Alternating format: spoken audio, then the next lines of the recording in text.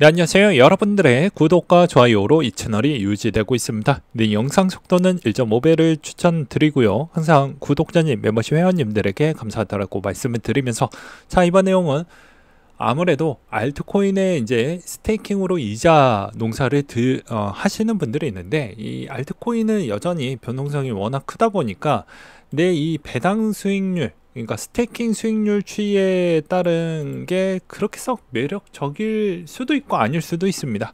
그렇다 보니까 좀 더 안전한 뭐 비트코인이나 이더리움의 스테이킹을 좀 하려고 하다 보면 수익성이 너무 많이 떨어지다 보니 이게 좀 고민이 많이 될 것 같아요. 그래서 이번에 좀 준비를 해 보았습니다. 변동성은 조금 더 알트코인들 대비보다는 낮고, 그러면서 이자도 생각보다 더 높게 가져갈 수 있는 방법을 이번에 알려드리려고 하는데요.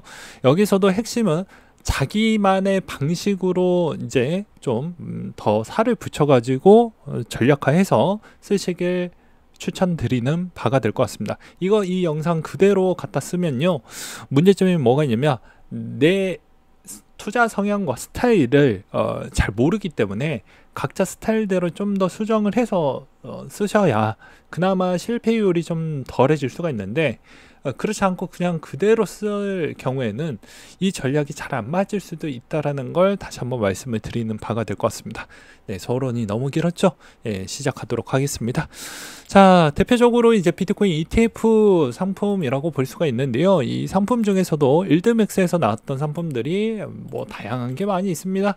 예, 여기서도 이제 보게 되면 일드맥스 부분을 보게 되면 테슬라 기반의 테슬리가 있고요, 엔비디아가 있고, 코인베이스, 그리고 아크 부분하고 아크인베스트, 그리고 애플, 아마존, 그리고 AMD, 구글, 그리고 메타, 마이크로소프트, 넷플릭스, 엑손모빌, 최근에 이제 좀 나왔네요. 스퀘어, 그리고 블록, 그리고 제피모건, 페이팔, 그리고 C3, 모더나, 이런 형태가 있습니다.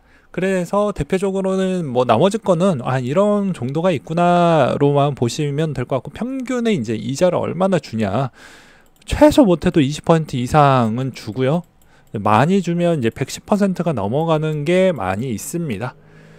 그 중에 이제 코인 방송이니까 코인 관련되어져 있는 내용만 좀 설명을 드린다고 하면, 이게 코인베이스 건데, 코인베이스의 이제 배당 현 시점은 120%대를 주고 있긴 하지만 이건 고정값이 아니고 변동성에 추이가 있다는 걸 여러분들은 아셔야 될 것 같습니다. 일드맥스에서 운용하는 형태에서에 따른 수익 부분이라고 볼 수가 있는데요. 일단은 이제 코인베이스 부분은 커버드콜 상품으로 인해서 이제 운영을 하게 되는데, 이제 코인베이스 이름을 이제 넣었던 건 약간의 이제 좀 꼼수가 있습니다. 무슨 말이냐, 코인베이스의 자산 비중은 6%이고 나머지는 다 채권 기반으로 잡혀져 있는 게 대다수이다 라고 보시면 될 것 같습니다. 그렇다 보니까 실질적으로 채권 ETF라고 보는 게 좀 더 맞겠죠. 중장기 채권 52%에 단기 채권 45%를 보여주고 있기 때문입니다. 그리고 여기 CME 비트코인 퓨처 부분이 들어가져 있는 걸로 보여지니 CME 부분의 선물 비중도 어느 정도 만기가 돌아오면 만기에 따른 롤 오버 비용도 발생을 하고, 그 다음에 그런 거에 따른 수익적인 측면도 되돌아서 이자 지급을 좀 해주구나 라고 보시는 게 맞지 않을까 싶습니다. 그래서 이제 배당금 추이는 여전히 계속해서 좀 잘 나와주고 있어서 다른 것 대비보다는 퍼포먼스도 좋고 주가 추이도 나쁘지 않았기 때문에, 이제 내가 돈은 좀 없는데 재투자를 좀 해보고 싶어, 근데 내가 알트코인으로 좀 승부를 보려고 해, 근데 내가 내 월급 가지고 이게 좀 많이 조정이 나왔을 때 이게 재투자가 좀 안 될 것 같아. 그럼 이 조합을 혼합해서 계속 가는 게 좋겠죠. 네. 그러면 어느 정도 커버가 될 겁니다. 왜 이 전략을 알려드리는 이유가 무엇이냐면요, 자, 생각을 한번 해보십시오. 저는 대표적으로 비트코인을 보게 되면 사이클 주기가 명확하게 있습니다. 그쵸? 대략적으로 성수기 타임대가 어떻습니까? 그리고 비수기 타임이 어떻죠? 예, 성수기 타임은 지금 중요하지 않으니까 비수기 타임은 평균 2년 정도가 걸리게 됩니다. 길게 되면 3년까지도 되는데 평균이라고 했으니까 지금 거의 2년 정도가 걸리게 되죠. 이 비수기 구간대를 어떻게 이제 내가 보낼 거냐가 중요할 것 같은데, 비수기 타이밍 때만 쓰셔도 상관은 없습니다. 예. 그렇지만 성수기 타이밍 때도 너무 돈이 부족하다라고 하면 아무래도 1년만 지난다고 하면 벌써 원금 정도는 나오겠죠.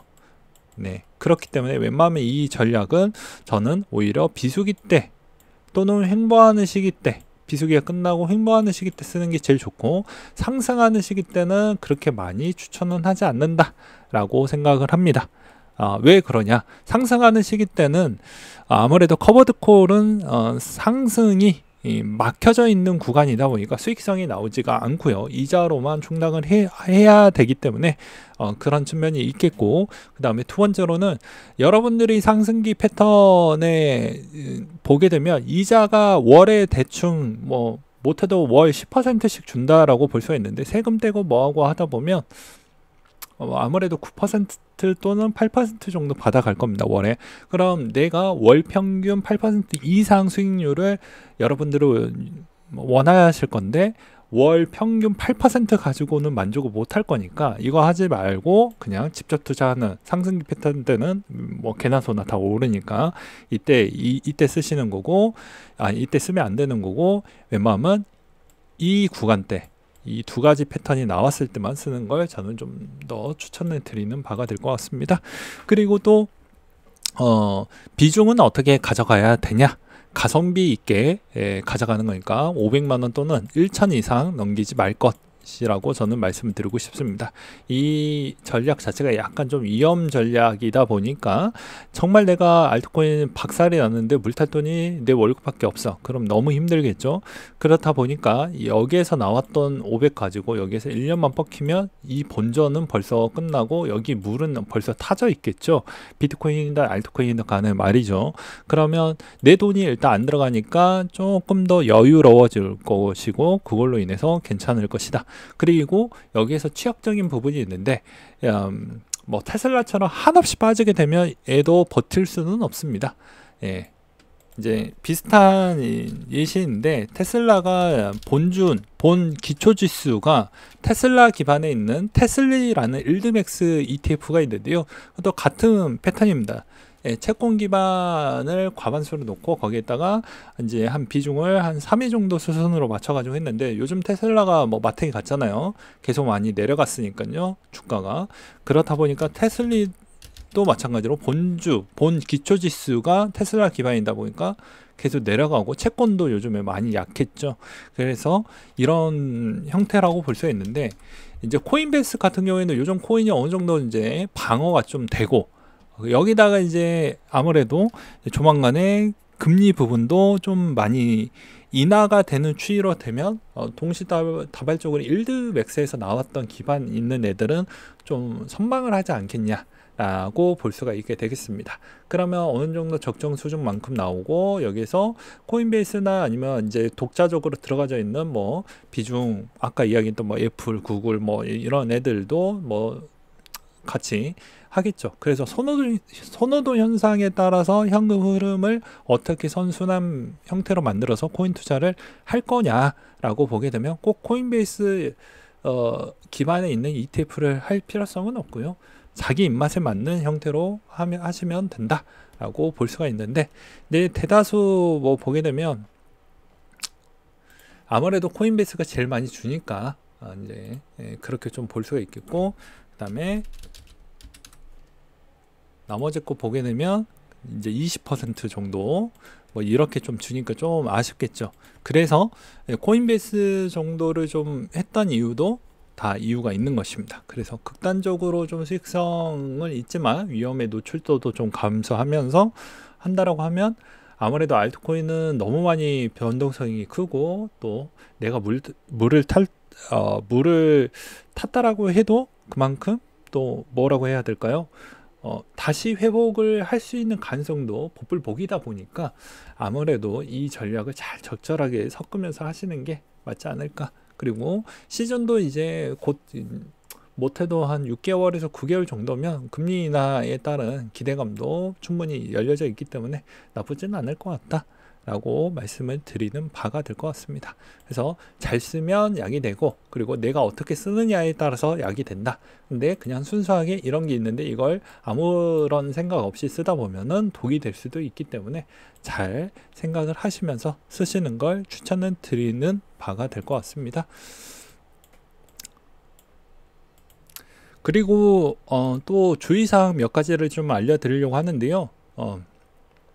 일단 장점은 현금의 흐름을 가져갈 수 있다. 내 월급 가지고 할 필요성은 많이 적어지게 되고, 비수기나 성수기 때 충분히 물을 탈 수 있을 만한 체력적 여건이 있으니까 부담이 매우 덜겠다. 그리고 환차익 부분에 따른 추이도 여전히 계속 가져갈 수 있기 때문에 나쁠 건 없다.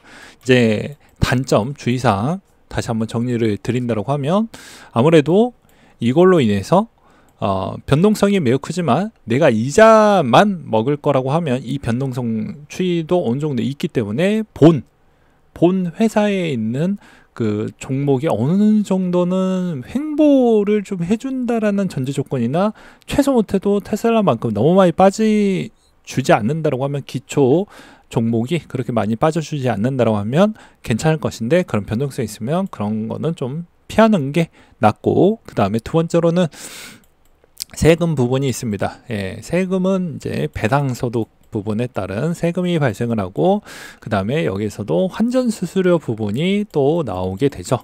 그래서 코인 대비에 스테이킹을 했었을 때는 여러 세금 자체가 아예 없지만, 이거는 아무래도 환전 수수료와 그 다음에 배당 소득세 15.4%를 떼어주고, 그 다음에 여기서 2천만 원이 넘어갔을 경우에는 어떻게 된다? 네, 종소세에 들어가다 보니까 비중 조절을 잘 하셔야 된다 라고 말씀을 드리고 싶습니다. 네, 오늘 내용 여기까지 준비를 했고요. 이상으로 마치도록 하겠습니다.